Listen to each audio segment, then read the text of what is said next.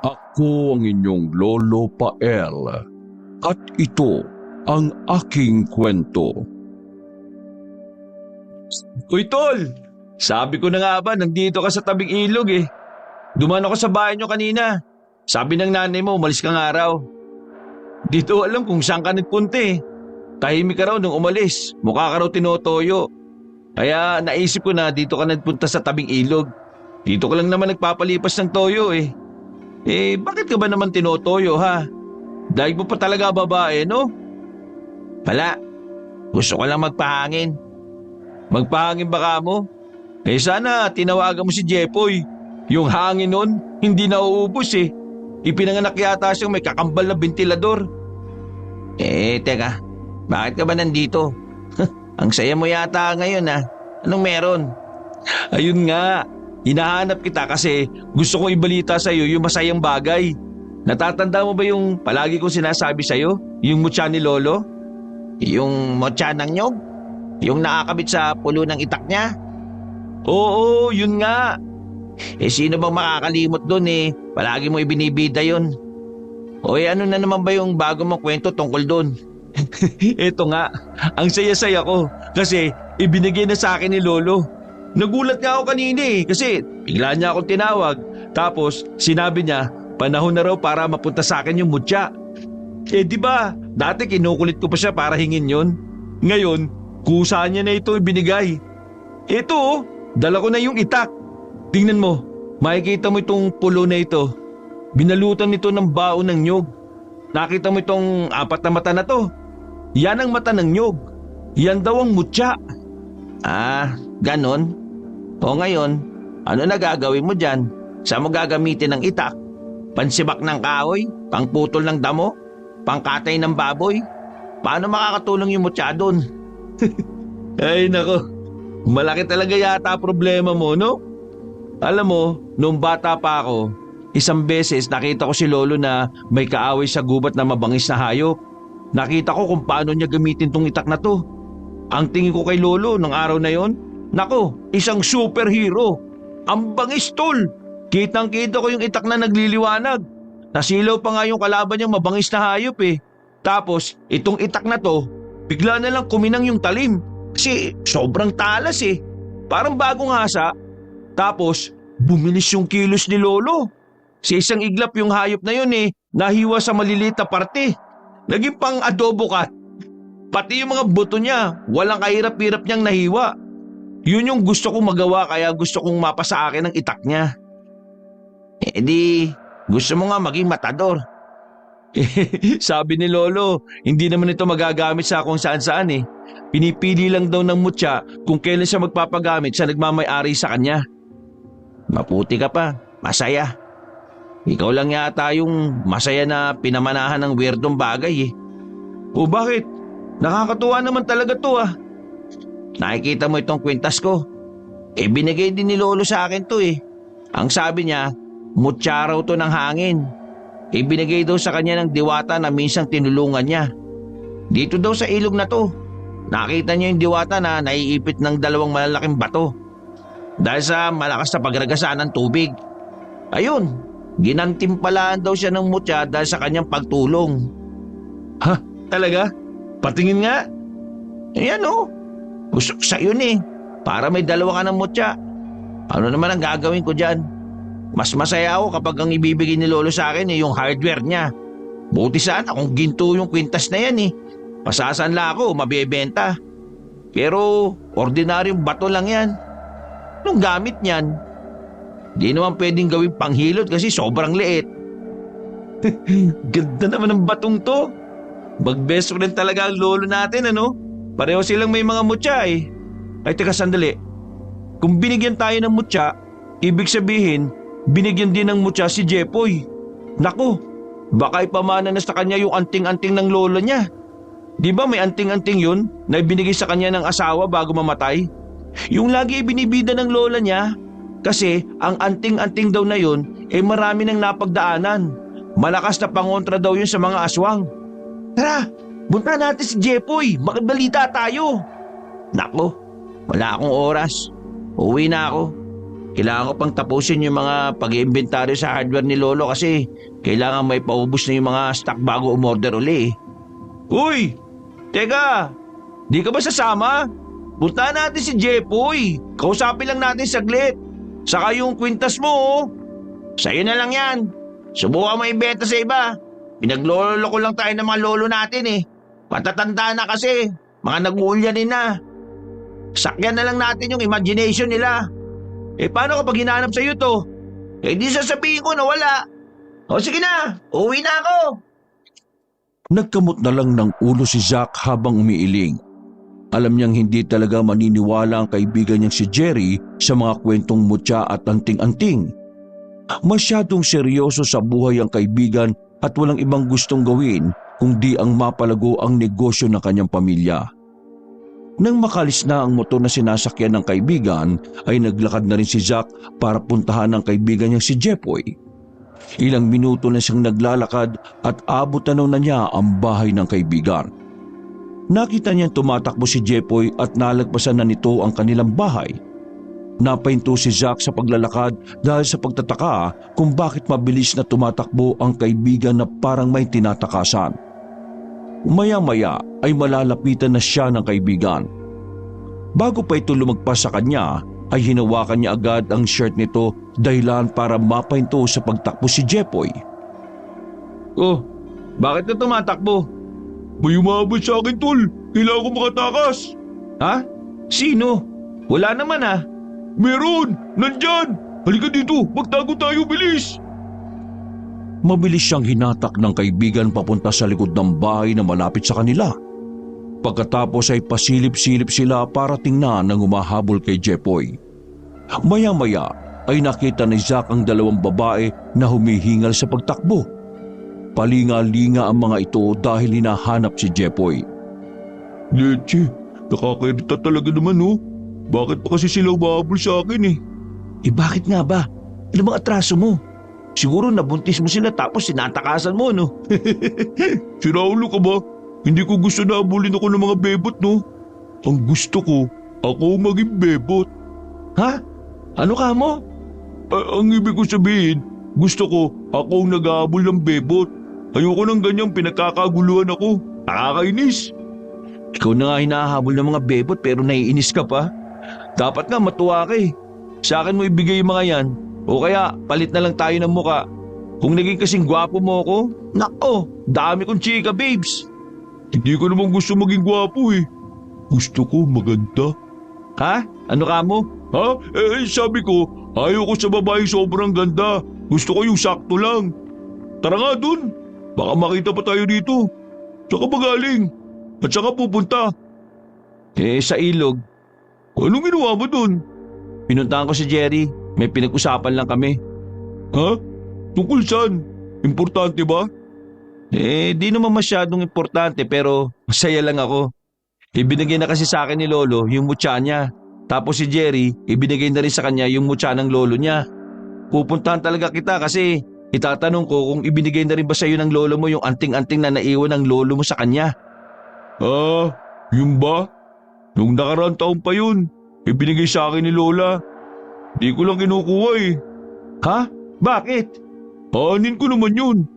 Tsaka, ko, ermitanyo, isasabit ko sa liko yung mukhang ewan na kwintas. Baka lang yun na hinulmahan ng simbolong di ko naman maintindihan eh. Bagay lang yun na pinaniniwalaan na may power, pero wala talaga yun. Pareho kayo ng paniniwala ni Jerry. Ikaw lang kasi yung parang bata na naniniwala sa mga kwentong barbero na yan eh. Dapat sa'yo, doon nagtatrabaho sa barbershop ko eh. Magpakalat ka ng mga kwentong katang isip. Teka, saan pa tayo pupunta? Ayoko pa umuwi. Baka mamaya pumunta sa bahay yung mga babaeng parang kinukurot sa singit kumakatili eh. Di puntahan na lang natin si Jerry sa kanila. Ibibigay ko tong kwintas niya. Baka hanapin sa kanya ng lolo niya magalit yun. Akala ko ba binigay sa kanya, bakit nasa iyo? Paano, iniwan niya sa akin kasi ayaw niya raw. Pero sa kanya ito dapat nasa kanya to. Wala namang bisa ang mutya kapag ibang taong nagmamay-ari. Kapag hindi ko ito binalik sa kanya, baka mamatay ito. Bakit? Buhay ba yan? Bato lang yan eh. Ay nako, tara na nga. Sumasakit na ang ulo ko sa kakakausap sa inyong dalawa. Dapat kayong dalawa ang nagsasama eh. Alam mo minsan, iniisip ko kung bakit kaya naging kaibigan ko kayo. Hindi rin masaya eh. Ako rin nagtataka kung bakit naging kaibigan ko yung weirdo katulad mo. Malapit na sila sa bakuran ng bahay ng kaibigang si Jerry nang makita nilang pinagagalitan ito ng kanyang lolo. Hinahabol si Jerry ng lolo niya at pinaghahampas ng walis tingting. Dali-dali namang nagtatatakbo ang binata hanggang sa makalapit sa kanila. Oh, ano nangyari? Bakit ka pinapagalitan ng lolo mo? Nalit kami sa shooting, sayang. Sinabi ko kasi na naiwala ko yung kwintas na bigay niya. Ayun, galit na galit. Magagalit talaga sa'yo yun. Sabi ko sa'yo mahal ka sa kanya to eh. Tapos iwawala mo lang. Ano sabi mo? Pag daw akong uuwi hanggat hindi ko nahanap. O edi eto, ikwintas mo na. Baka nga tuluyan pa yung mawala. Bayan? Ay alis muna tayo. Ayoko muna umuwi. Saan naman tayo pupunta? Huwag sa bahay ah. O sige, sa bahay na lang muna. Tara na. Kaysa naman dun sa ilog, lalamukin lang tayo dun. Umuwi nga sila sa bahay ni Zack. Naabutan nila ang lolo nitong si Lolo Igme na abala sa paghahasa ng itak. Magbubukid ang matanda at sa gulang na 65 ay malakas pa ito at pinamamahalaan pa rin ang malawak nilang taniman ng nyog. Saan ba kayo galing na tatlo? Naglalamyarda na naman kayo? Sa ilog lang po, Lo. Pinag-usapan po namin yung tungkol dito sa mutya. Alam mo, Lo, ibinigay rin pala kina Jerry at Jepo yung mutya ng lolo't lola nila. Bibigay talaga yon dahil napapanahon na. Pinag-usapan na namin yon doon pa. Kung kanino at kailan dapat ibigay ang mutya. Po? Talaga po? Bakit po? Kasi nga, tuwing ika-10 taon, kailangan dalhin ang mutya sa kauna-unahang baryo ng mga antingero. Doon ito inaalayan ng dasal para mapanatili ang kapangyarihan ng mga mutya. Palagi namin ginagawa yon tuwing ika-10 taon. Ngayon, matanda na kami. Kaya kayo na ang gagawa doon. Kala, totoo ba? Hindi naman namin alam ang baryo na yun eh. At hindi rin naman namin alam kung paano alayan ng dasal ang mga mutya namin, Lo. Naku, Lolo Igbe. Kapag po talaga usapang mutya at anting-anting, talagang magkasundo kayo ni Zack, no? Paniwalang-paniwala sa mga sinasabi niyo, apo niyong yan eh. Hindi ako nagbibiro, Jepoy. Huwag niyong ipagsawalang bahala ito. Alam na mga kalaban na natutulog ang mutya at anting-anting kapag sumasapit ng ika-10 taon. Kapag ito'y hindi naalayan ng dasal, mananatili na itong tulog. Magkakaroon sila ng dahilan para maghasik ng lagim sa baryo natin. Gagawin nila ang lahat para hindi nyo mapuntahan ang sinaunang baryo ng mga antigero. Saan ba makikita yung baryo na yun? Palaging bukang bibigyan ni Lolo eh. Kahit nga yata nananaginip nagpupunta siya ron eh. Tsak, pipilitin niya akong dali ng mutya para alayan ng dasal. Gagawin niya talaga yan, Jerry. Ang mutya ng lolo mo ang pinakamalakas na mutya. Kapag yan ang natulog, hindi na matatalo si Brokilda.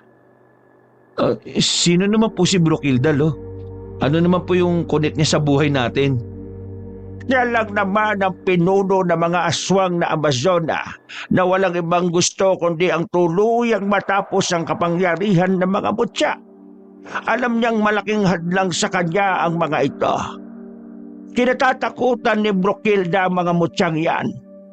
Kaya gagawin niya ang lahat para hindi na yan magising at tuluyan ng mawalan ng saysay. Nang sa ganon, magagawa na niya kanilang gusto ng walang nakakahadlang. Ano po ba yung ipinaglalaban ng Bruhildang yan? Brokilda, Jepoy! Brokilda! Di Brokilda po. Baka kapag magkaharap kami niyan, mas bagay pala sa kanya ang Bruhilda na pangalan eh. Napakagandang babae ni Brokilda. Muntik na nga niyang maging asawa ang lolo ni Jerry noon. Pero kung gaano kaganda ang itsura niya kapag nasaan yung tao, ganun naman kapangit ang itsura niya kapag nasaan yung aswang. Ang mga Amazona ay magagandang babae. Pero kabaliktaran naman kapag aswang na. Mas pangit, mas malakas ang kapangyarihan. Ang layunin nila ay mandukot ng mga lalaki para lahian sila. Pagkatapos, gagawin nilang pagkain ang mga ito. Ginagawa rin nilang pagkain ng mga sanggol na lalaki. Babae lang ang binubuhay nila. Bihikan din sila sa lalaki. Ang gusto nila ay mga gwapo. Uy, ligtas pala si Zack. Sana all. Dapat na kaming kabahan ni Jerry. Hoy, baka nalilimutan mo. Beauty is in the eye of the beholder, no? Parang gusto mong ilaban na gwapo ko sa paningin ni Brukilda. Malay mo, baka exotic ang gusto nun. Ay teka sandali nga, hindi naman ako ganun kapangit Di ko naman kasi sinabi na pangit ka eh. Ang sabi ko lang, hindi ka bet ng mga Amazon ng aswang na yon. Kaya ligtas ka kumbaga. Hoy, wag mo nang ibahin, dun din papunta yung sinasabi mo. Teka Lolo Igme, saan ba nandun yung baryo ng mga antingero? Sandali nga po, medyo magulo lang yung kwento nyo eh. Baryo ng mga antingero tapos babawalan ng mga aswang na puntahan? Ano nangyari yun? Ang baryo ng mga antingero ay kinatatakutan noon ng mga Amazon ng aswang dahil doon nakatira ang mga taong may tangan ng anting-anting at putya. Ilang taon nilang sinubukang lusubin yon. Kaya naisipan nila na dukutin ang mga kalalakihan para hindi na dumami ang lahi ng mga nakatira doon. Dahil doon, natakot ang mga nakatira. Lalo pa at sa tuwing dinudukot ng mga aswang ang kalalakihan, ibinabalik ng mga ito ang ulo bilang panakot. Nang mabalot ng kilabot ng mga nakatira doon, isa-isang nag-alisa ng lahat para sa kaligtasan ng mga mahal nila sa buhay. Nang mabalitaan nyo ng mga aswang, tuluyan na nilang sinakop ang baryo. Ibig pong sabihin, mga aswang na nakatira sa baryong yon? Tumpak! Ay, hala!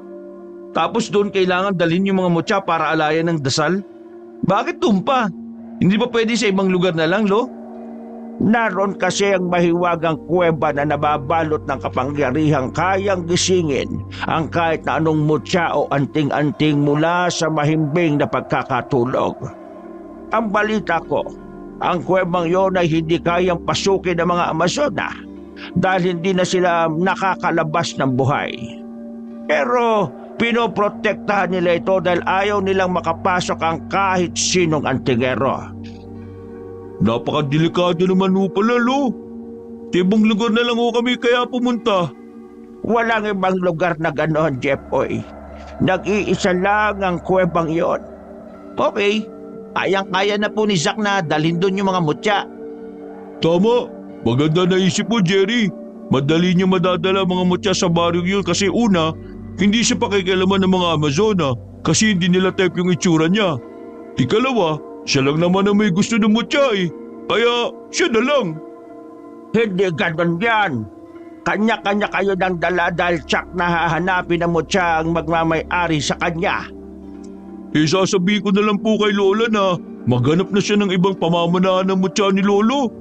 For sure marami naman sa apo niya ang may gusto rin ng mga weird na bagay eh. Parang si Zack. Ang mutya ang naghahanap ng taong magmamay-ari sa kanya. Kung kayo ang pinili ng mga mutya, wala kayong magagawa. Paano naman po makakapili ang mga mutya, Lo? Hindi naman sila marunong mag-isip.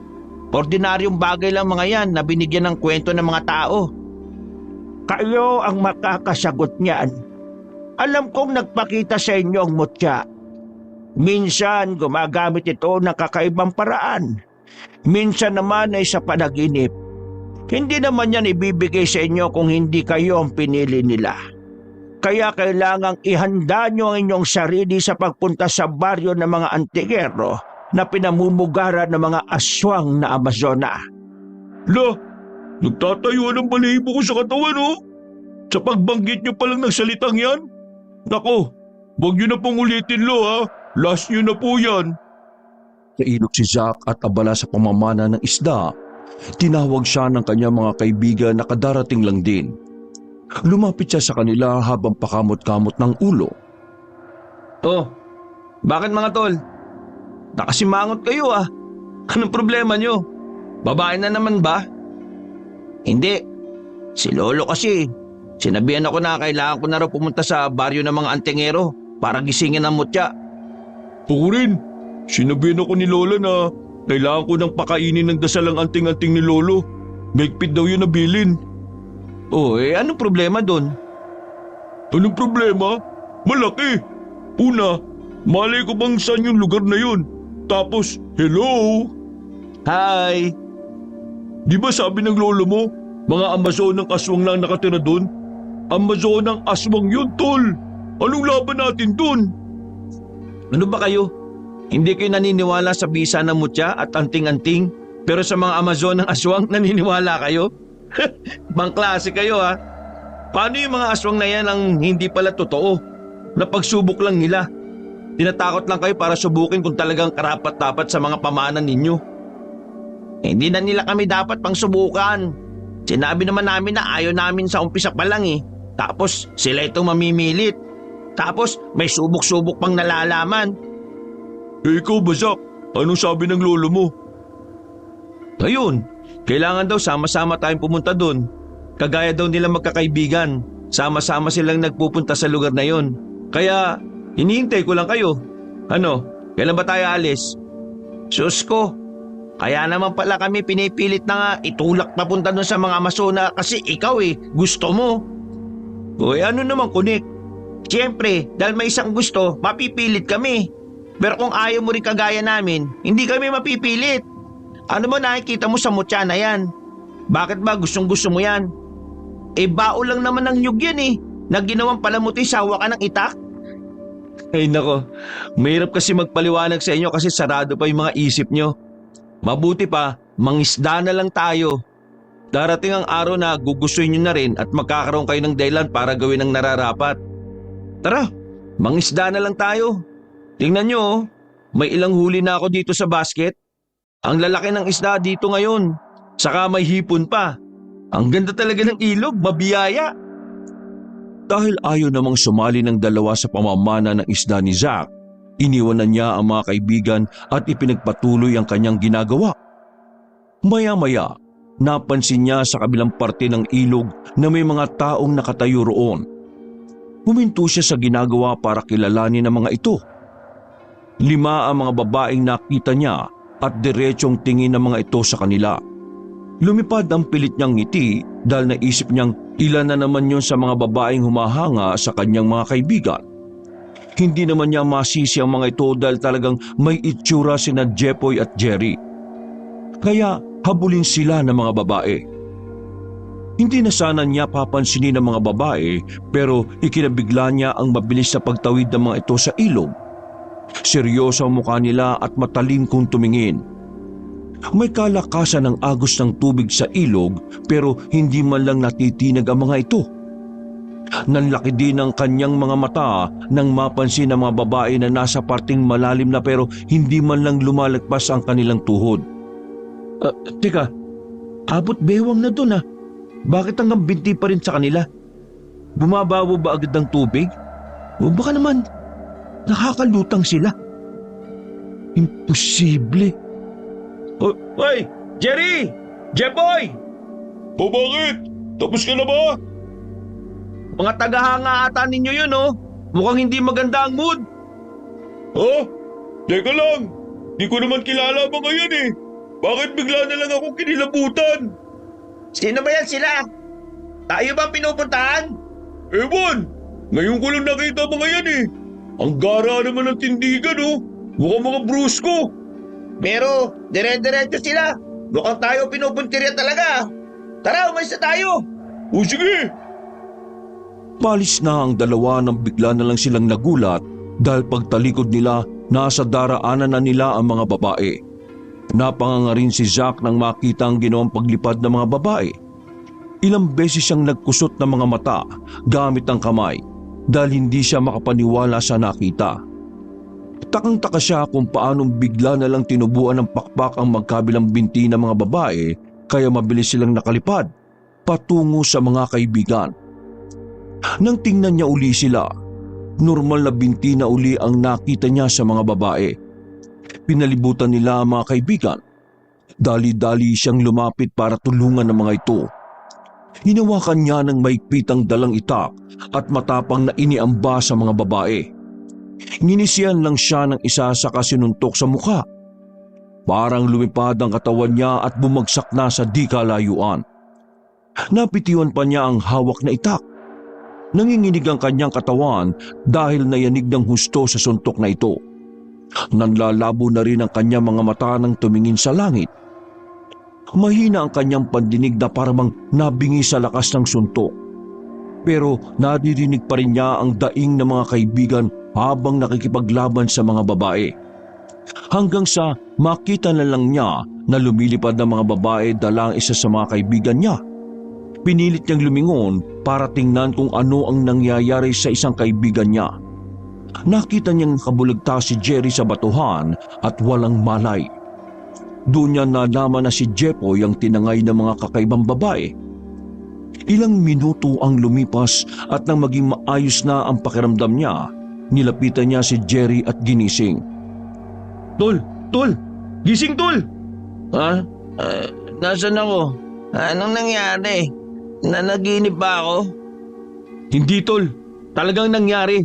Tinangay ng mga kakaibang bruskong babae si Jepoy. Ano? Nasaan na sila?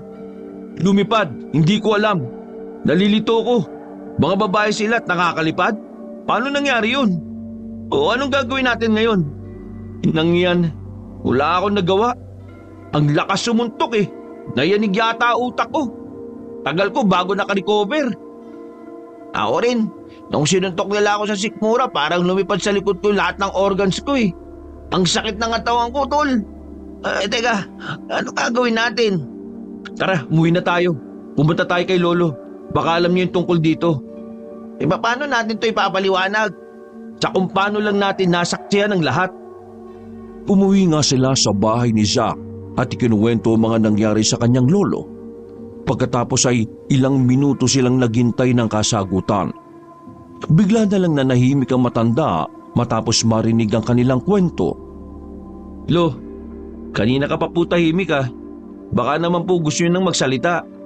Wala ba kayong alam? Paano na? Saan natin pupuntahan yung mga babaeng may pakpak sa binti para iligtas si Jepoy?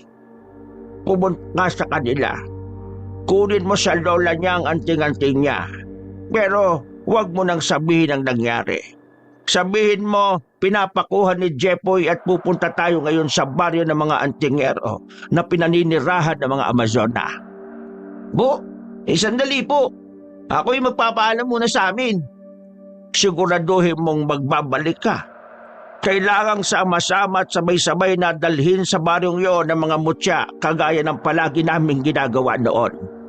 Magkakapatid na mga mutyang yan. Kumikilos sila ng sama-sama na parang iisa. Kapag wala ang isa, baliwala ang dalawa. Opo, Lo. Babalik po kagad ako. Kailangan ko lang po magsabi kay Lolo. Medyo hindi po kasi ako mapalagay eh. O sige, tsak na may papadala rin ang lolo mo sa atin kaya mabuting umuwi ka nga muna. Pagkasabi noon ay kanya-kanya nang umalis ang dalawa. Ilang minuto ay nakabalik na si Zack na kagaya na rin ng kanyang lolo at hinihintay na lang na bumalik si Jerry.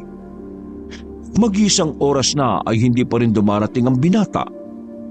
Lo, mas mabuti po siguro na daanan na lang natin si Jerry sa kanila. Hindi. Bakit po? Nagdadalawang isip siya. Hanggang ngayon ay mas matimbang pa rin sa kanya ang hindi paniwalaan ng lahat. Hayaan mo siyang magpasya sa kung ano ang nilalaman ng puso niya at hindi siya napilitan lang. Ayaw ng mutya sa taong takot sa responsibilidad. Tara na, maglakad na tayo. Iiwan po natin siya? Kung talagang desidido siyang sumama, darating siya. At kung naiwan, ay tsak na susunod. Halika na. Kailangan na nating simulan ang paglalakad. Hindi po ba tayo magmumotor, Lo? Hindi. Dadaan tayo sa sikretong daan na tanging tao lang ang kasya. Panay ang lingon ni Jack sa kanilang pinanggalingan dahil tinitingnan niya si Jerry kung sumusunod sa kanila. Binabalot na siya ng lungkot at panghihinayang. Hanggang sa may narinig siyang sigaw. Ulo, boses ni Jerry yun. Naririnig niyo po ba? Parang tinatawag tayo. Sigurado kang siya nga? Baka sa kagustuhan mong sumunod siya ay naririnig mo lang ang boses niya. Hindi po, Lo. Siya talaga yun. Ayun po, oh. Tumatpo. Humahabol talaga. Aba, ano? Hintay! Hintayin niyo ako! Sandali lang! Akala ko hindi ka nasasama eh. Pasensya na. Ang tagal ko lang nag-isip. Ngayon, buo na pas ako. Sasama ako at ililigtas natin si Jepoy. Yun! Sabi ko na nga ba eh. Kaibigan ka naming tunay eh. Oo, walang iwanan. Ano ba hintay natin? Tayo nang maglakad. Lolo Igme, matanong ko lang po pala. Yung mga kakaibang babae nakita namin, anong nilalang po sila? Bakit may kakaiba sa katawan nila? Mga aswang na Amazon na sila, Jerry. Talagang may parte ng katawan nila ang nagbabago sa tuwing nagsasaswang. Dalubhasa na sila sa paggamit ng kakayahang iyon, kaya nagagawa nilang baguhin lang ang parte ng katawan na gusto nila. Pero kapag gusto nila na mas palakasin pa ang kanilang kapangyarihan, buong katawan nila ay magbabago. Maastigan na sana ako sa kanila eh. Kaso aswang sila. Hindi lang yun, Amazona pa. Mukhang nakakatakot talaga. Hindi ko alam kung kaya natin silang labanan pero mas nag-aalala ako kay Jepoy. Ay nako, kumusta na kaya siya? Baka kinain na siya ng mga yun ha. Huwag naman sana. Hindi pa yon magyayari kasi hindi pa nila nakukuha ang gusto nila kay Jepoy. Sabagay, di nga po gusto nilang magparami ng lahi. Magaling din silang pumili ah. Gusto talaga nila yung mga gwapong lalaki. Kaya siguro magaganda rin yung mga Amazonang yun. Hindi mo pa nakikita ang totoo nilang anyo. Kaya nasasabi mong magaganda sila. Tara na, bilisan na natin sa paglalakad para makita mo na ang totoong itsura nila. Hala, si Lolo. Binaybay nila ang daan patungo sa gubat. Pagkatapos ay paliit na ng paliit ang nilalakaran nila. Dahil halos kinakain na ng mga damo ang daan na yon sa katagalan na walang dumaraan doon. Pinagpuputol na lang nila ang ibang mga damo at baging para mabuhay ang daan na natakpan na. Nang marating na nila ang dulo matapos ang ilang minutong paglalakad, tumambad sa kanila ang isang kalsadang maputik. Hindi pa rin nagbabago ang kalsadang ito. Po? Bakit po? Ano bang meron sa kalsadang ito, Lo? Palagi talaga itong basa kaya laging maputik. Hindi natutuyo ang lupa pero hindi namin alam kung saan talaga nagmumula ang tubig na bumabasa sa lupang ito. May waga na po ba yun kung ganon? Oo, dahil ang lugar na ito ay hindi naman talaga inuulan. Tingnan mo ang lugar na yon. Isang nakatiwangwang na parang kinawawa.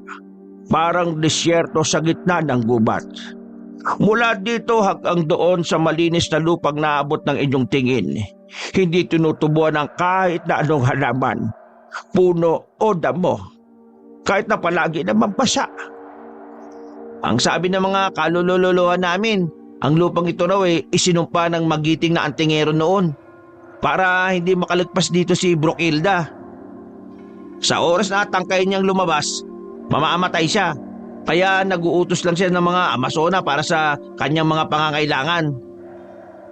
Lo, matanong ko lang, ilang taon na po ba si Brokilda? Kasi mga lolo ng lolo nyo patay na lahat. Tapos siya, buhay pa? Ang sabi ng iba, tanga ni Brokilda ang isang mutya. Ang mutya ng tubig ng buhay. Kaya hindi siya namamatay at tumatanda. Pinaniniwalaan naman ng iba na si Brokilda ay nabubuhay ulit pagkatapos mamatay. Muli raw siyang isinisilang sa ibang katawan. Pero mula nang maging antingero kami, hindi pa talaga namin nakita ng harapan si Brokilda. Tuso siya. Kapag ang kalaban ay malapit na sa kanya, tumatakas na siya para iligtas ang sarili. Siya ang haligi ng lahat, kaya pinananatili siyang ligtas ng kanyang nasasakupan. Grabe, nakakatakot naman po siya. Kapag po nabawi na natin si Jepoy, huwag na tayong makipaglaban ha. Kung ganyan si Brokilde, anong laban natin sa kanya? Kailangan natin umuwi kagad. Mas mahalaga ang buhay kaysa magpakabayani. Hindi naman tayo mabibigyan ng monumento niyan eh. Bahala na ang kapalaran sa atin, no? Gaano pa po ba tayo kalayo, lo? Kapag nalagpasan na natin ang maputik at patay na lupang ito, baryo na ng mga antingero ang pinaninirahan ng mga Amazona ang kasunod. Ilang minuto pa ang kanilang nilakad hanggang sa marating na uli nila ang kakahuyan. Mas mataas na ang mga puno na halos 20 na lang sila kung titingnan. Nagtayuan na mga balahibo nila na parang minamagnet pa itaas. Malamig ang klima at kakaiba ang ihip ng hangin. Nagahalo ang lamig at init. Nakakabingi ang katahimikan. Wala ni isang hayop na humuhuni. Ang mga dahon sa puno ay walang tigil sa paggalaw. Maya-maya ay nakakita na sila ng mga naggagandahang kubo na yari sa kawayan at katawan ng puno. Ang bubong ay yari sa mga malalapad na anahaw. May nakita rin silang mga kubo sa sanga ng mga puno. Huminto sila sa paglalakad para magmasid sa paligid. Abala ang kababaihan sa pang-araw-araw nilang ginagawa. Malalaki sila na ang taas ng pinakamaliit ay 6 na talampakan. Magagandang muka at hubog ng katawan. Ang pananamit nila ay parang laging sasabak sa labanan. Normal sa kanila ang mga binti na may pakpak kung kaya't nakakalipad sila papunta sa kung saan nila gusto. Matitibay rin na parang lubid ang kanilang buhok at nagagawa nilang gawing pamutol ng panggatong ng kahoy. Isang hugupit lang nila ay napuputol agad ang mga tuyong panggatong. Ang bangis naman ng mga Amazonang yan, lo. Hindi na nila kailangan ng itak. Kamao at buhok lang nila. Kaya na humiwa ng matigas na bagay. Ibang klase. Walang panahon para humanga. Kailangan nating hanapin si Jepoy at na makauwi na tayo kagad. Kailangan nating hanapin si Jepoy at sama-sama tayong pupunta sa kuweba kung saan natin aalayan ng dasal ang mga mutya nang magising ang mga ito. Hindi ba pwedeng sa ibang araw na lang yan? Hindi. Dahil sa oras na malaman nilang nandito tayo, isa na lang ang takbo ng pag-iisip nila. Yun ay ang patayin tayo. Wala tayong ibang laban sa kanila kung hindi ang taglay na kapangyarihan ng mga mutyang hawak ninyo. Pero hindi natin yan magigising kung kulang kayo ng isa. Kaya, tara na. Magsimula tayong maglakad para hanapin si Jepoy. Kailangan natin ng doble ingat. Dumagungdong na ang kaba nila sa dibdib. Ang mga tuhod nila ay nanginginig na habang naglalakad. Nangingilid sila sa mga kubo at nilalawakan ng tingin para makita agad si Jepoy. Maya-maya ay narinig nila na may sumisigaw na parabang kinikiliti. Pinilit nilang lapitan yon. Nagmumula sa isang kubo ang ingay. Nang sumilip sila sa bintana, nakita nilang paliguan ng kubo na yon. May malaking balon sa gitna na tila ginawa para maging swimming pool. Nakalublob doon si Jepoy at pinaliligiran ng mga nagagandahang babae. Inaaliw siya at kinikiliti ng mga ito. Si Raulo talaga yun, no? Nag-aalala tayo sa kanya tapos siya, nagpapasarap pala kasama ng mga babaeng Amazona? Baka nagpapanggap lang yan para makatakas. Pero paano ba natin siya makukuha dyan? Dapat, tumingin siya sa atin at gumawa siya ng paraan para lumabas na. Sige, kapag hindi nakatingin ang mga Amazona, babatuin ko si Jepoy. Nagtagumpay naman sila sa kanilang plano. Nang makita sila ni Jepoy ay kagad itong gumawa ng paraan para mapalis sa mga babae. Inutusan niya ang mga ito na kumuha ng pagkain at kaagad namang nagsisunod. Nang makalis na ang mga Amazona, ay dali-daling lumabas ng kubo si Jepoy. Sabay-sabay na silang tumakas. Hindi pa sila nakakalayo nang biglang mapalingon sa kanila ang isang Amazonang may buhat na malaking hayop. Sumigaw ito ng napakalakas na dumagungdong pa sa ere. Napahinto sila sa paglalakad at napatingin sa paligid. Nakita nilang nagsitigil sa ginagawa ang mga babae at nagsitinginan sa iisang direksyon. Nakita sila ng mga ito na tumatakas. Nalintikan na, dalian niyo! Tumakbo kayo hanggat kaya niyo! Doon! Sa bandaran! Doon tayo pupunta! Sundan niyo ang matayog na punong yon! Dadalhin tayo doon sa kuweba! Naku po! Nagsitubo na ang mga pakpak ng mga Amazona sa binti nila! Paano na tayo ngayon? Yung pinabitbit ko sa inyong backpack! Kunin mo ang pulbo na nakabalot sa plastic! Hipan mo kasabay ng hangin papunta sa kanila! Sige po! Anong pulbo to? Huwag mo nang itanong kung ano yan! Tumakbo ka na lang, Jerry! Ano ba kinakalkal mo dyan sa bag mo? Kunin mo itong buntot pagi. Hagupitin mo sila. Sa akin na itong isa. Naku po! Dito na ako magkakagasgas.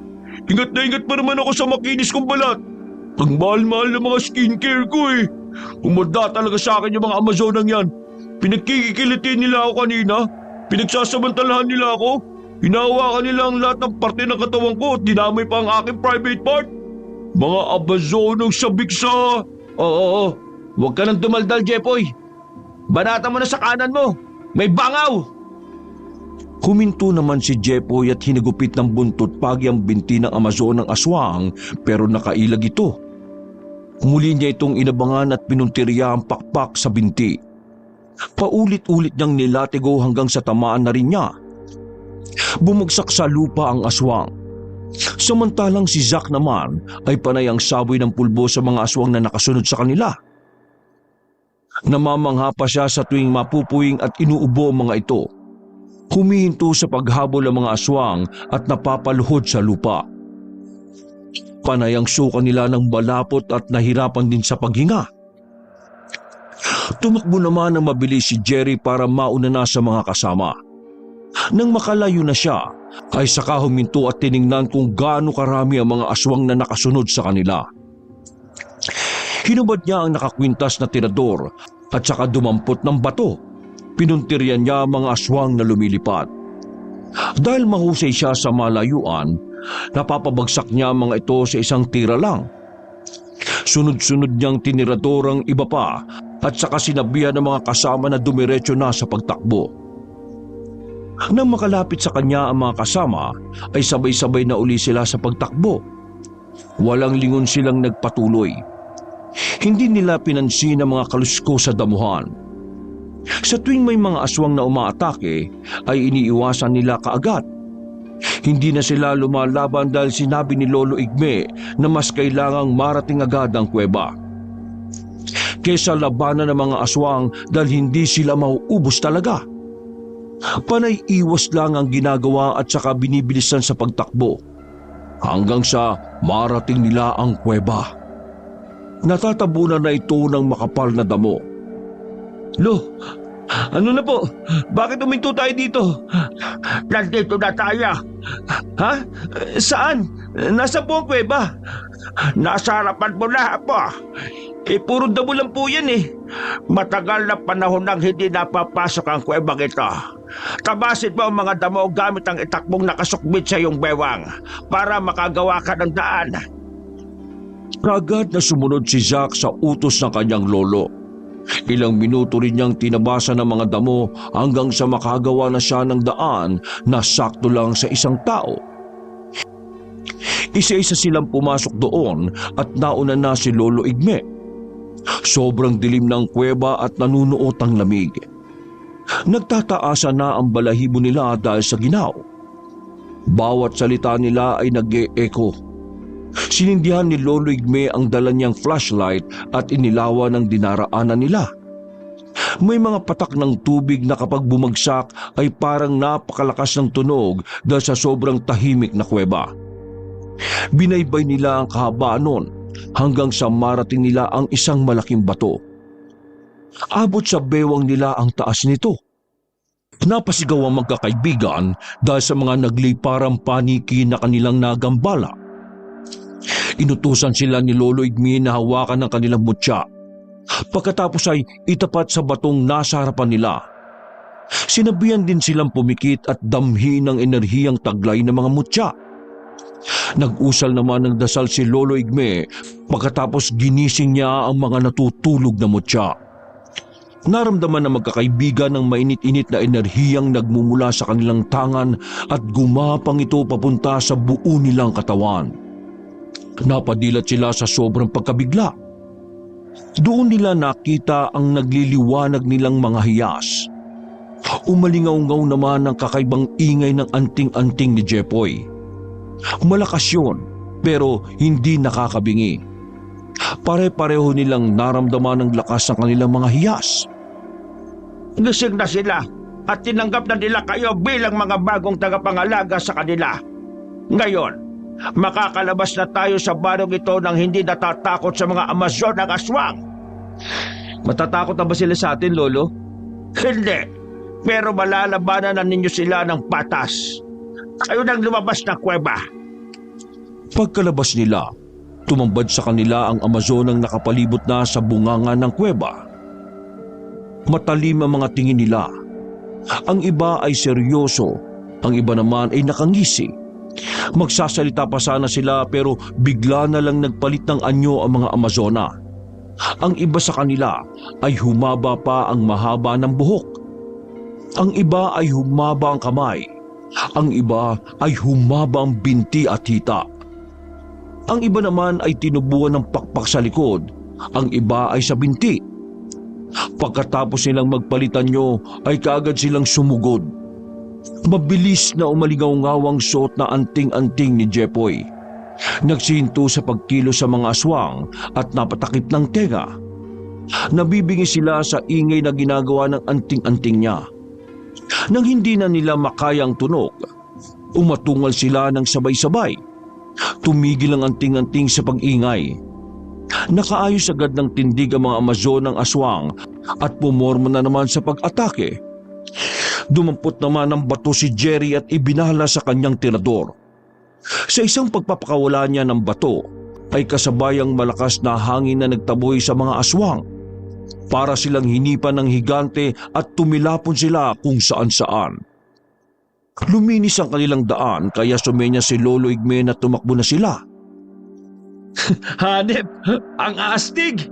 Yan na ba ang kapangyarihan ng mga mutya natin? Ang bangisa! Sandali, hindi ko pa nasusubukan yung sa akin eh. Ano ba kapangyarihan ng mutya ng bao, Lolo? Huwag mo na munang isipin yan. Ang isipin mo ay tumakbo na mabilis. Daya naman oh! Sa kilid ng mga mata ni Zack ay nakita niya ang isang aswang na mabilis na lumipad papalapit sa kanila. Kaagad niyang hinugot sa kaluban ng itak at saka sinalubong ito ng taga. Sa ilang wasiwas pa lang niya ng itak ay nahati na sa ilang piraso ang aswang. Doon niya lang din nakita ang makinang natalim ng kanyang itak. Nagmistulang bagong panday ang itak na yon. Sobrang talim nito at napakagaan kaya hindi siya nahirapang iwasiwas. Kahit hindi siya nakatingin sa paligid ay nakikita niya mga aswang na papalapit sa kanya. Para siyang maraming mata sa buong katawan. Kaya nakikita niya ang lahat ng sulok. Jeboy! Sa kanan mo! Sa unahan mo, Jerry! Lo! May isa ka dyan sa tagiliran mo! Nakikita ko silang lahat! Kahit mabilis ang kanilang kilos, nakikita ko sila na parang nakaslow mo. Ang bangis! Ngayon, humanda kayo sa akin. Ipaparanas ko sa inyo ang bangis ng adobo cat. Ilang segundo lang, mahati na kayo sa maliliit na square at sisiguraduhin kong pare-parehas ang laki ninyo. Nalintikan na, nagyabag na. Hanep, ano naman ang gagawin ko sa mga aswang na to?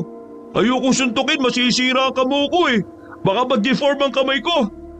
Eto, ikaw na gumamit ng buntot pagi. Oh, pwede na to kaysa wala. Napansin ko lang parang walang kwenta ang anting-anting ko. Ang kaya niyang gawin ay umalingaw-ngaw. Parang nanay ko lang na mahilig mag-rap. Wala ba itong kayang gawin, Lolo Igme?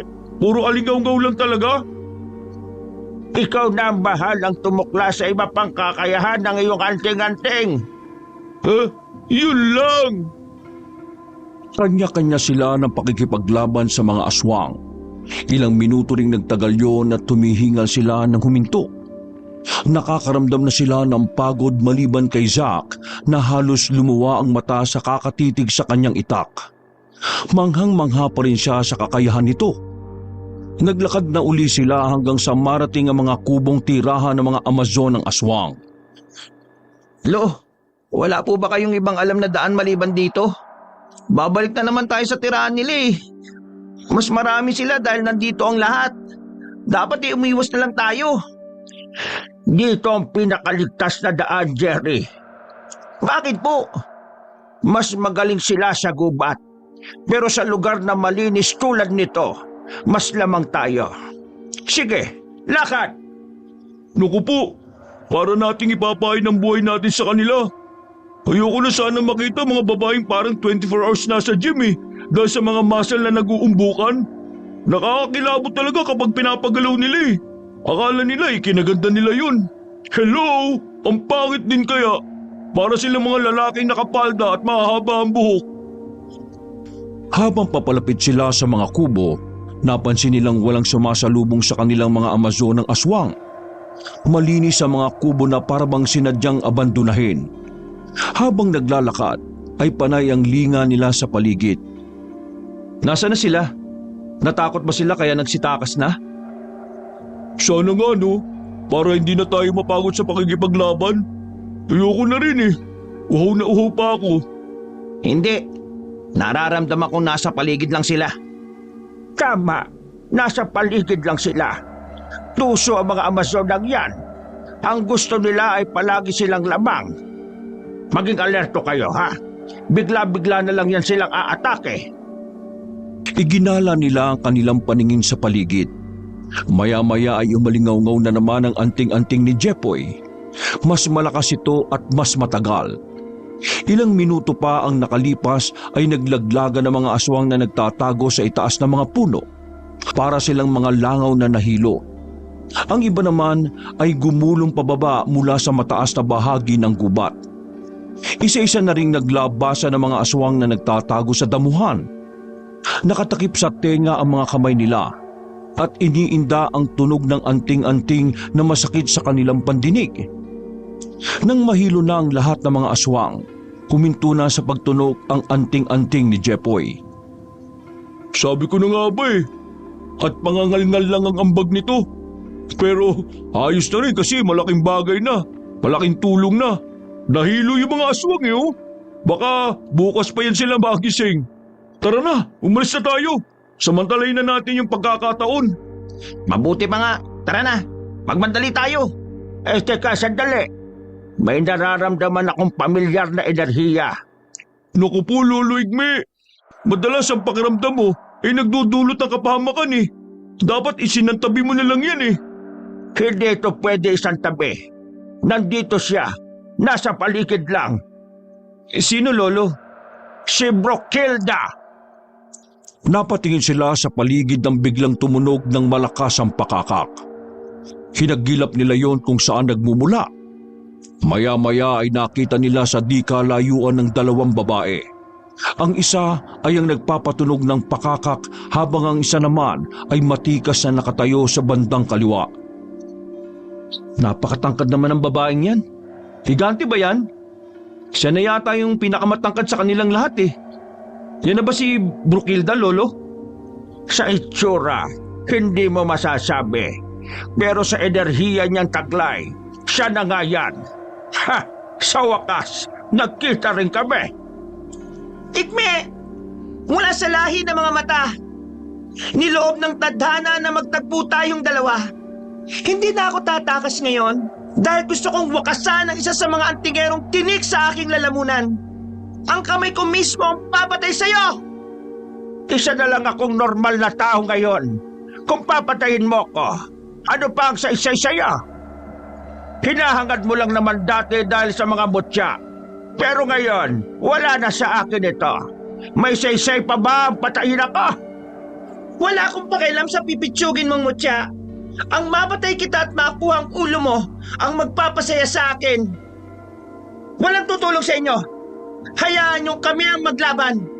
Ang mga kasama ng matandang yan ay mga lamok lang kumpara sa akin. Ang mutya nila ay walang saysay sa aking taglay na kapangyarihan. Ano nga bang kapangyarihan niya? Bukod sa taglay niya na mutya ng buhay na ilog na nagpapahaba ng kanyang buhay. Malay ko at pakialam ko. Pero hindi ko hayaan na mapatay niya si Lolo.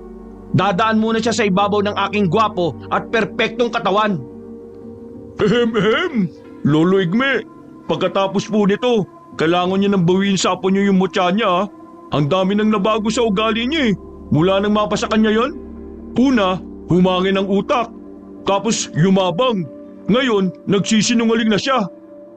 Ano ka ba naman, Jepoy? Sumakay ka na nga lang. Panira ka ng moment eh. Hoy! Brokilda! Hanggat nandito ako, hindi mo magagawa sinasabi mo sa lolo ko. Tayo magarap! Ako na ang may tangan ng mutya ng nyog ngayon. Ang makapangyariang bao na may 4 na mata. Ikaw na ba? Alam mo ba yung dating may tangan niya noon?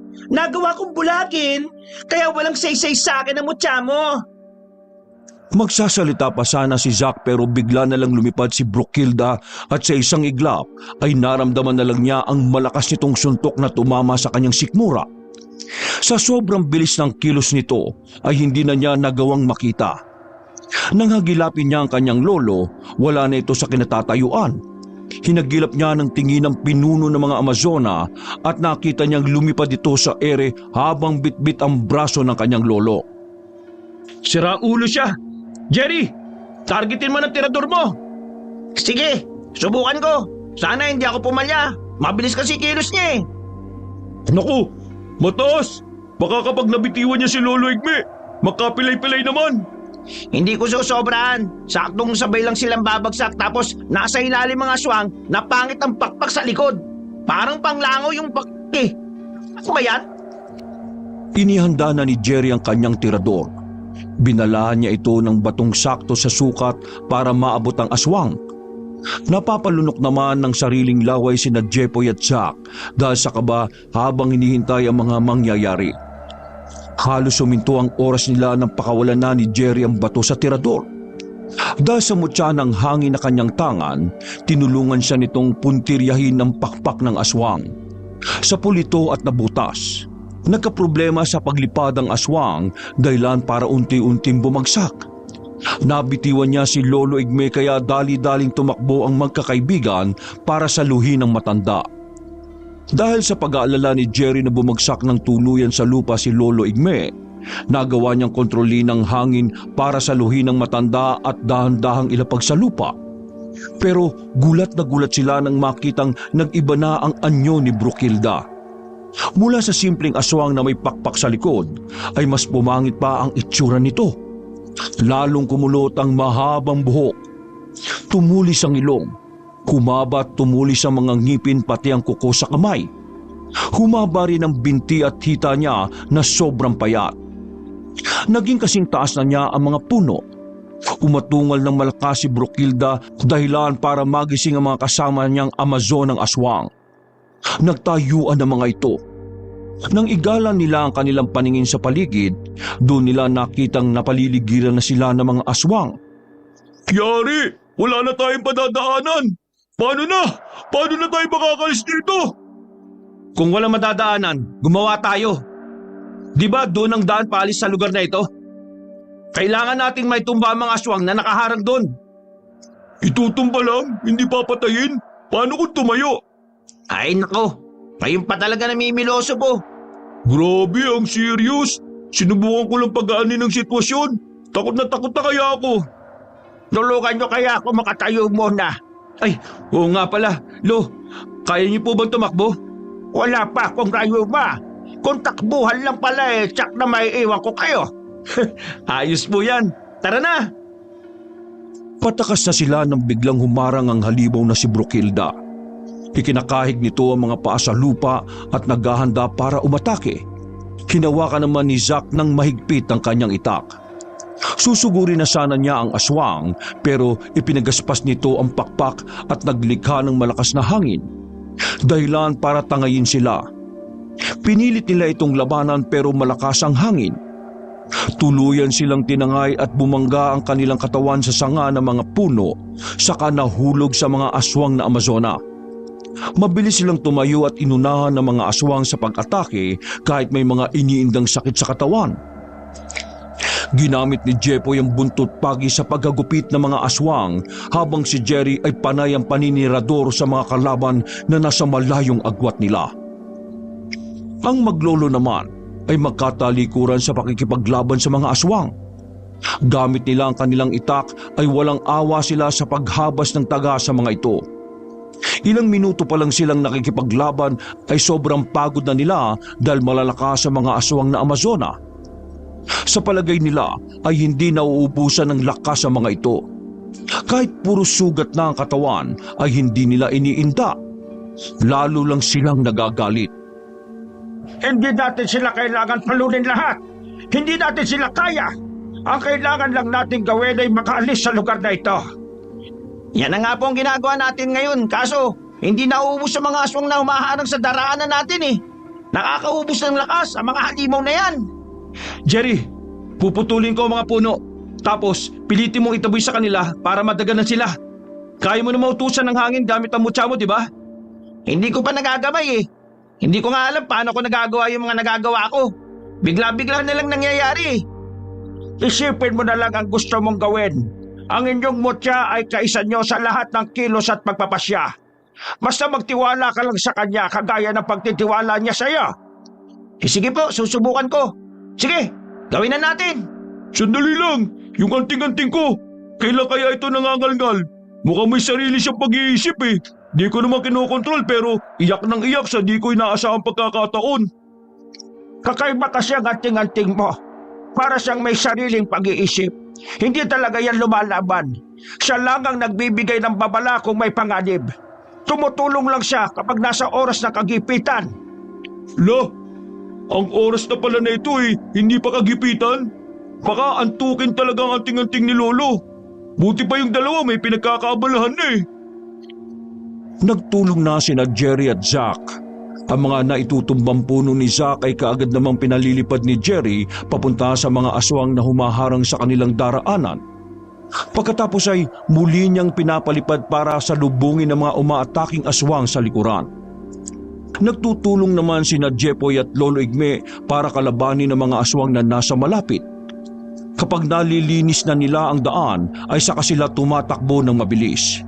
Kailangan lang nating marating ang patay na lupa. Pagdating doon, hindi na nila tayo masusundan. Kaya bilisan din. Lolo, mabilis na kaming tumakbo. Ikaw nga itong nahuhuli. Pagod ka na ba? Hindi ko naiisip ang pagod. Ang iniisip ko ay ang nandun sa lugar na kailangan nating marating. Hindi na sila lumingon para mabilis na makarating sa patay na lupa. Maya-maya ay naramdaman nila ang malakas na ihip ng hangin sa kanilang likuran, kasabay ang daing ng mga aswang na Amazona.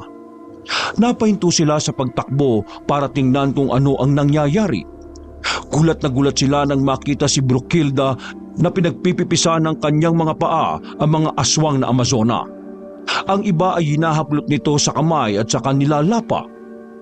Anong ginagawa niya sa mga kasama niya? Nababaliw na ba siya? Oo nga. Bakit niya pinapatay ang mga kaaswang niya? Tama nga ang sinasabi ng mga matatanda noon na nakasagupa na sa kanya. Kapag nasa sukdulan ng anyo si Brukilda, wala na itong kinikilala. Ang lahat ng nasa paligid niya ay kalaban na kailangang kainin. Ay siraulo pala talaga to eh. Bilisan na natin bago niya tayo isunod na lapain. Kailangan marating na natin ang patay na lupa. Muli silang tumakbo, pero dahil sa pagod, nadapa si Lolo Igme. Hindi na niya tinawag ang mga apo na medyo malayo na ang agwat sa kanya. Pero napansin ni Zack na wala nang sumusunod sa kanya kaya napalingon siya. Doon niya nakitang naiwan ng kanyang lolo dahil nadapa. Lo! Tayo! Oh! Sige na, mauna na kayo! Susunod na ka! Ipapahinga ko lang ang mga paa ko dahil mukhang napagod na eh! Hindi po! Hindi tayo aalis na kulang ng isa! Sandali at babalikan kita! Hintayin mo ako dyan, Lolo! Tutulungan kita makatayo! Hindi na! Huwag na akong balikan, Jack! Umalis na kayo! Magpunta na kayo sa patay na lupa! Hindi pwede, Lo! Hindi kita iiwan! Hindi na ako kilala ni Brokilda. Pagkatapos niyang patayin ang mga kasama niya, tsak ang pupuntirihin niya ay mga taong may taga ng mutya. Ang ordinaryong tao ay hindi na niya papansinin dahil hindi niya nararamdaman ang enerhiya. Masyadong mahina na katulad ko sa kanya. Kaya sige na, umalis na kayo. Huwag na matigas ang ulo mo. Malapit na niyang maubos sa mga aswang na Amazon na. Kaya isusunod na niya kayo. Kung ang hintayin niyo, sige na! Hindi! Hindi, Lo! Hindi ako papayag! Nandiyan na si Brokilda, Zack! Dalihan mo na! Sige na, mauna na kayo! Susundin ko si Lolo! Susunod kami sa inyo! Abay, ang tigas naman ang ulo mong bata ka! Tinakbo ni Zack ang kanyang lolo para tulungan nitong tumayo. Nang makalapit ay malakas na batok naman ang kanyang natanggap mula sa matanda. Pagkatayo ni Lolo Igme ay sabay na silang naglakad. Napilay ang kaliwang paa ni Lolo Igme kaya nahirapan siyang maglakad. Maya-maya ay narinig na nila si Brokilda na nasa kanilang likuran. Dinig na dinig nila ang pagmuya nito ng mga buto. Nanlaki pa ang mga mata ni Zack nang bumagsak sa kanilang harapan ng isang malaking buto na inihagis ng halimaw. Umatungal din si Brokilda at nagbabadya na maghanap uli ng makakain. Nang lingunin ni Zack ang halimaw, nakita niyang nakaamba na ang kamay nito para hablutin sila. Pero ikinabigla niya ang paglipad ng isang malaking putol na puno. Tinamaan si Brokilda at napatras pa ito. Dali na! Habang may puno pa ako na ibabalibag sa kanya! Bilisan niyo na pumunta dito! Oo, salamat pre! Tutulungan na nga kita kay Lolo Igme para mapabilis tayo! Napabilis na nga ang paglalakad nila nang tumulong na sa pag-akay si Jepoy. Pero naramdaman nila na naglalakad na uli si Brokilda. Sa laki ng hakbang nito, dahil sa mahabang bias, mabilis lang silang naabutan. Ipinaubaya ni Zack si Lolo Igme kay Jepoy para harapin ang halimaw. Tiningnan niya ng maigi ang mahaba nitong binti. Hinawakan niya ang itak. Maya-maya ay mabilis siyang sumugod at hinataw ng taga ang binti ni Brokilda. Umatungal ng malakas ang aswang dahil sa iniindang sakit. Inulit-ulit pa ni Zack ang pagtaga sa halimaw. Makunat ang balat nito kaya nahirapan siyang laliman ng sugat. Naisipan niyang putulin ang daliri nito kaya nang itaas ni Brokilda ang kanyang paa dahil sa pagtangka na tapakan siya ay kaagad niyang hinataw ang mga daliri. Sa isang wasiwas niya lang ng itak ay naputol lahat ng mga daliri sa isang paa. Napatalon-talon ng halimaw at umatungal ng umatungal. Nagkaroon ng pagkakataon si Zack na tumakbo para sundan ang mga kasama. Nang magkasama-sama na sila ay mabilis silang lumabas habang abala pa si Brokilda sa pag-inda sa mga sugat nito. Pero nang medyo nakalayo na sila, napatingala sila sa himpapawid.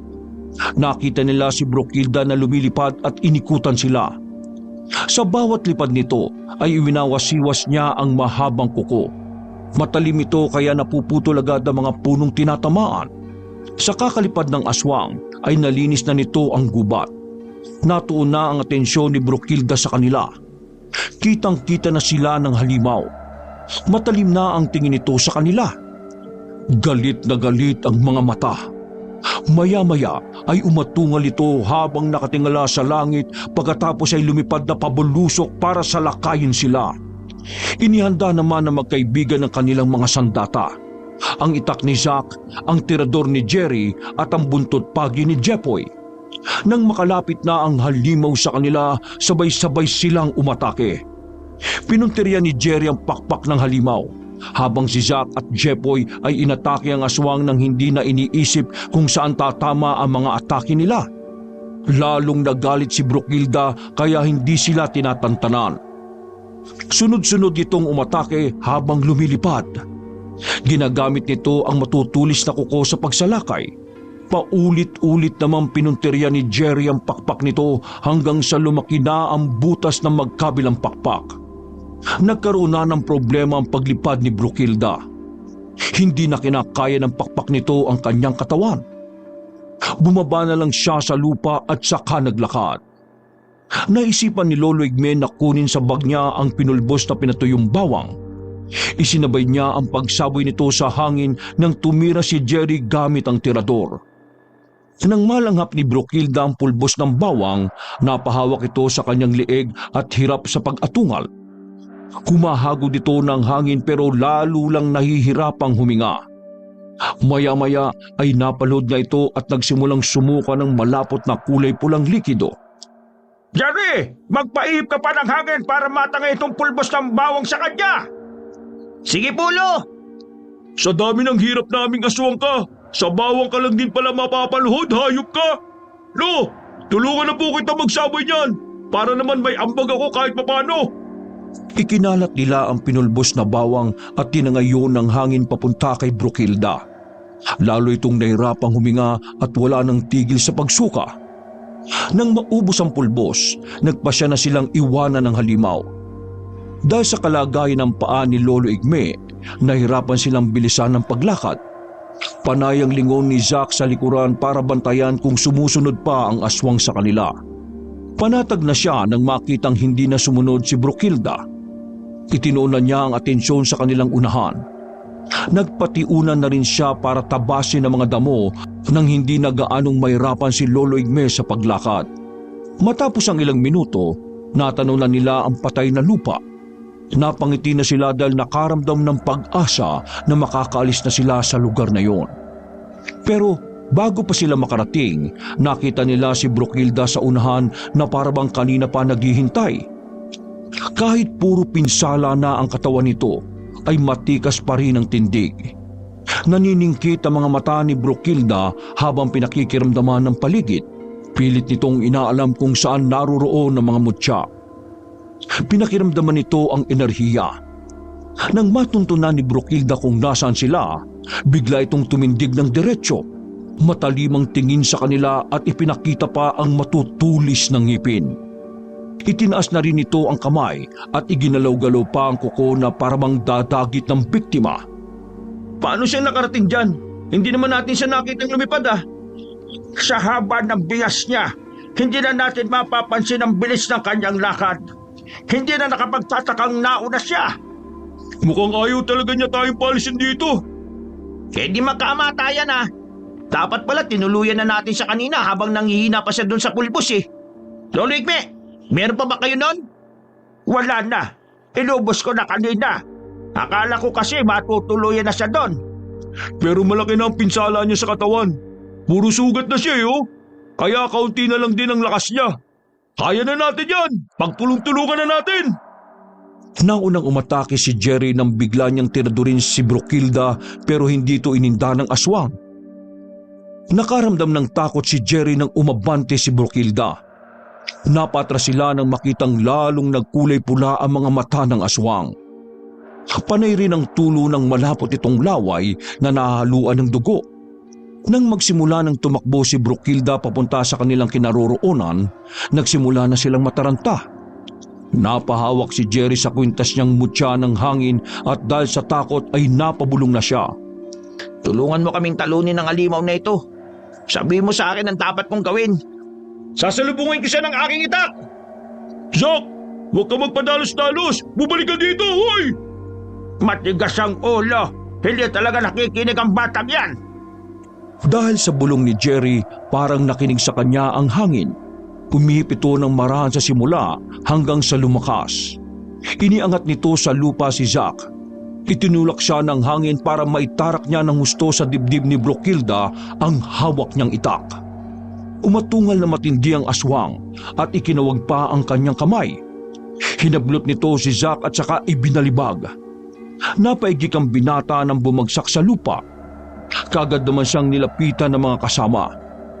Napigla pa sila nang tumusok sa lupa ang itak ni Zack matapos bunutin ni Brokilda at ihagis.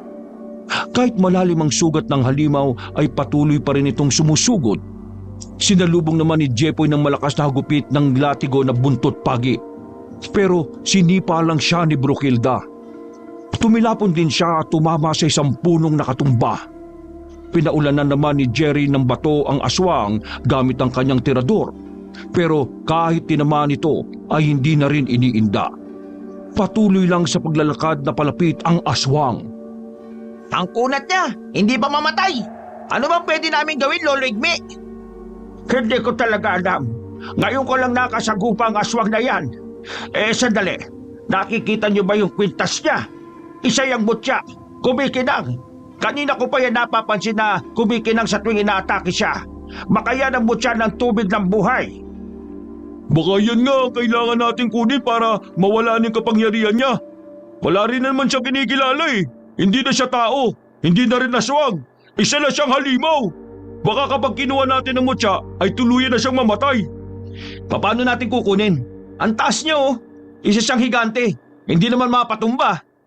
Susubukan kong tiradurin hanggang sa mawasak.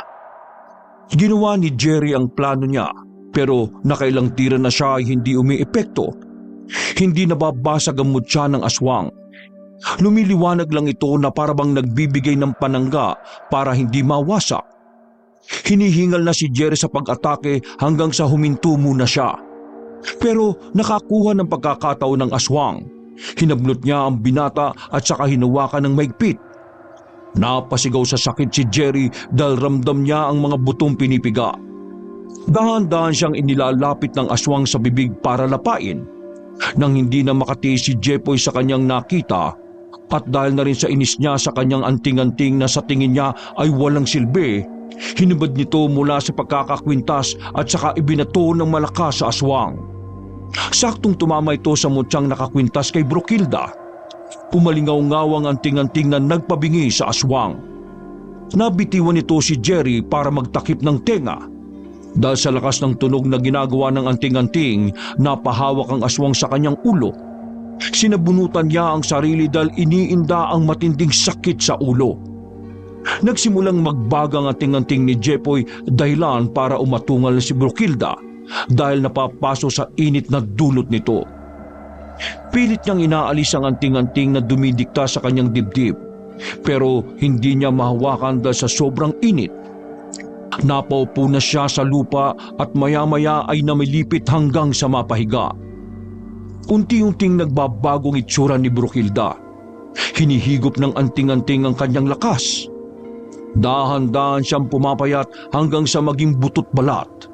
Tuluyang nabasag ang mutya niyang suot at parang banga na naglabas ng tubig. Umagos ito sa buong katawan ni Brokilda at para itong asido na unti-unting lumulusaw sa halimaw. Nakita nila ang pagkalusaw ng aswang na Amazona hanggang sa maging kalansay na lang ito. Nang tuluyan ng namatay si Brokilda ay huminto na sa pagtunog ang anting-anting. Hindi na rin ito nagliliwanag. Bumalik na sa normal ang anting-anting ni Jepoy. Wala na ba siya? Patay na ba siya? Malamang. May nakita ka bang kalansay na humihinga pa? Kunin mo yung anting-anting mo, pre. Ayoko nga. Nakita mo naman kanina na nagbabagay yan eh. Kung mapasok ko. Hindi ka sasaktan ng anting-anting mo dahil kilala ka niya. Sige na, kunin mo na. Tapos ilibing natin si Brokilda dito sa patay na lupa para hindi na muling bumangon. Wasak na ang mutya ng tubig ng bahay. Wala na siyang pagkakapitan pa. Pagkakuha ni Jepoy sa anting-anting niya, tulong-tulong sila sa paglilibing sa kalansay ni Brokilda. Pagkatapos ay naganap sila ng mapagpapahingahan. Hinilot naman ni Zack ang paa ni Lolo Igme na napilay sa kabinendahan ng tela mula sa t-shirt niyang pinunit. Sa kakahuyan na sila nagpalipas ng gabi. Nang sumapit ang umaga, nagising sila dahil sa sikat ng araw na tumatama sa kanilang mukha. Nagsimula na silang maglakad para umuwi. Sa daan ay nakakita si Jerry ng puno ng saging na may bunga. Tiniba nila yon at kinain ng mga bunga na hinog na. Habang naglalakad nang marating nila ang ilog, naligo muna sila para malinisan ang sarili. Tinanggal nila ang mga mantsa ng dugo sa kanilang damit.